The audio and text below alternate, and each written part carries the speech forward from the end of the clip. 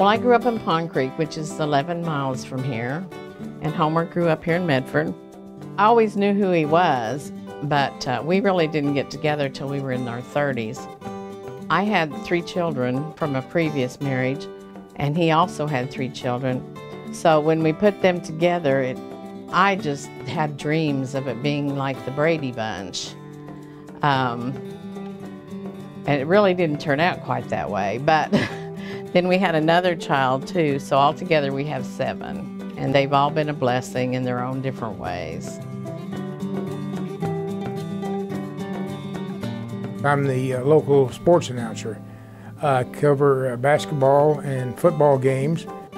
The reason I fell into it, it was accidental. A high school principal came to me when I was 24 years old here in the community and said, "Homer, could you fill in for us? We lost our announcer. There's 2 more games this year." So I said, "Okay, I'll do it." Well, this year will be my 50th year of filling in, 51-year contracts. And so I keep saying, hey, we got to find somebody else. It's getting harder and harder for me to climb those stairs, but they keep asking me back. First Baptist Church of Medford has been a blessing to me. They're my family. I teach a Sunday school class. I lead the music. We have a children's choir.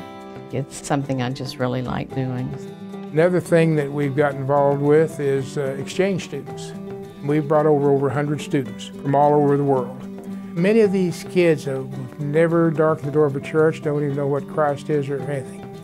And it's such a wonderful, wonderful feeling when one of them does accept Christ. I have always wanted to give back to the Lord what I can, because I realized in a lot of the earlier years I didn't tithe. I tried to tithe, and I tithed most times, but there was times I just couldn't tithe. And I go back to the First Baptist Church of Medford. The church consisted of my family and 2 others. And it wasn't until the 40s until the church took off, but normally my father or one of the other men would preach, and that would be our services. I always wanted to do something to honor him. And the good Lord chose to give me a bonus. And so I took his 10% of the bonus and I set up a donor advice fund so that they can remember him by. All of my kids have been to Falls Creek, and my grandkids. I've taken my granddaughters to children's camp and been a sponsor. It's just a magical place, really. Why do I give to Falls Creek? I'm just trying to give back some of what Falls Creek's given to me. Falls Creek has been my life. I've got closer to God. I've got closer to my wife. I've got closer to my family. I've got closer to my children. And I knew that Falls Creek is where it's all at. And so I started giving to Falls Creek.